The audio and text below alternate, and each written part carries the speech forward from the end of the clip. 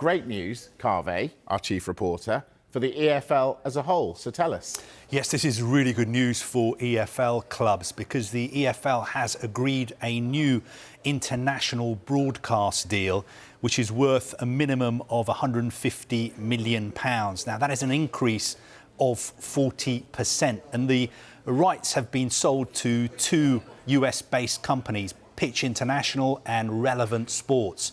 And what they will do now is sell those rights to countries all over the world, and it will mean that EFL clubs will get a minimum of £150 million. Now, this, of course, is on top of the new domestic TV deal that EFL clubs have agreed with Sky, which is worth £935 million over 5 years. Is that a result of the American stardust which is involved in the EFL now? Well, the Hollywood ownership of Wrexham, I think, is a factor in the increased amount of interest in the EFL.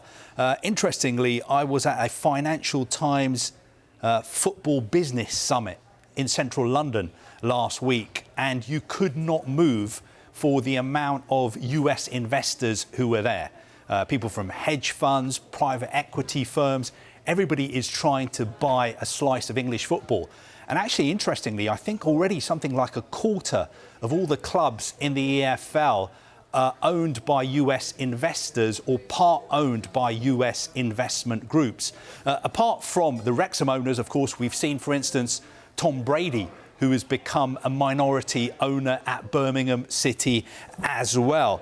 And let's not forget that the EFL has some historically really big clubs.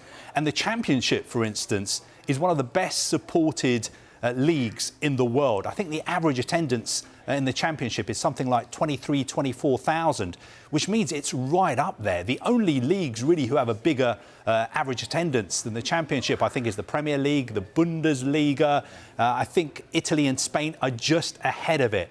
But the Championship is a very exciting, very well-supported league. And that is why you're seeing so many investors moving in to EFL clubs, of course, because they realise as well that if they manage to get out of the Championship, they get into the promised land of the Premier League as well. But those are just some of the reasons, I think, why the EFL has agreed this bumper new deal, which is 40% up on the existing deal.